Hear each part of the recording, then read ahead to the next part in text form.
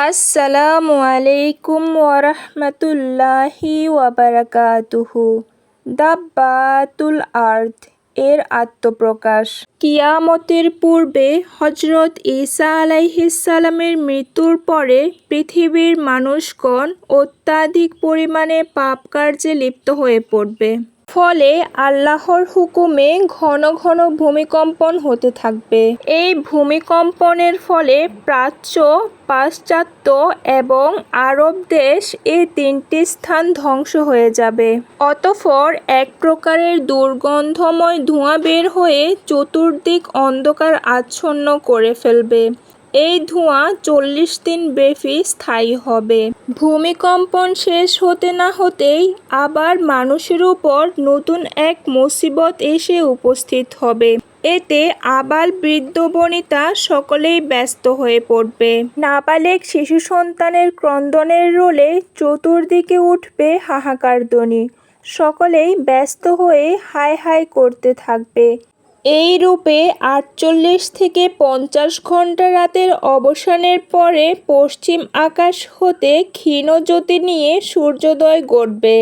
সকলেই এই অবস্থা দেখে আতঙ্কগ্রস্ত হয়ে তওবা করতে চেষ্টা করবে, কিন্তু আফসোস, তখন আর তওবা কবুল হবার সময় থাকবে না। তওবার দরজা ইতিপূর্বেই বন্ধ হয়ে যাবে। পশ্চিম দিক হতে সূর্যোদয়ের বেশ কিছুদিন পরে ভীষণ ধরনের ভূমিকম্প আরম্ভ হবে। এতে করে সাফা নামক পাহাড় ফেটে মাটি হতে হঠাৎ দাব্বাতুল আরদ নামক এক অদ্ভুত জন্তু আত্মপ্রকাশ করবে। দাব্বাতুল আরদের অন্যান্য জন্তুর সাথে কোনরূপ একক সামঞ্জস্য থাকবে না।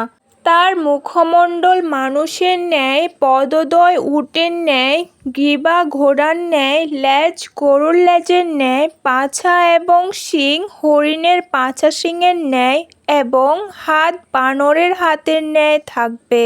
এই অদ্ভুত জন্তুটি মানুষের ন্যায় কথা বলতে পারবে, মানুষের সাথে মধুর ভাষায় কথা বলবে।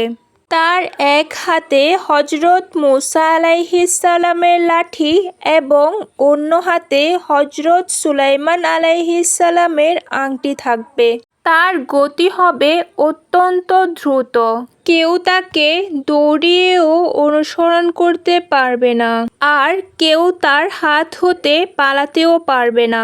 সেই ঈমানদার ব্যক্তিদের কপালে হযরত মূসা আলাইহিস সালামের লাঠি দ্বারা রেখা টেনে যাবে, ফলে তাদের চেহারা অত্যন্ত উজ্জ্বল হবে। অপরদিকে বেঈমানদের নামে হযরত সুলাইমান আলাইহিস সালামের আংটি ছড়িয়ে যাবে। এতে করে বেঈমানদের চেহারা কালো বিবর্ণ হয়ে যাবে। অতঃপর দাব্বাতুল আরদ পৃথিবী থেকে অদৃশ্য হয়ে যাবে। সুবহানাল্লাহ।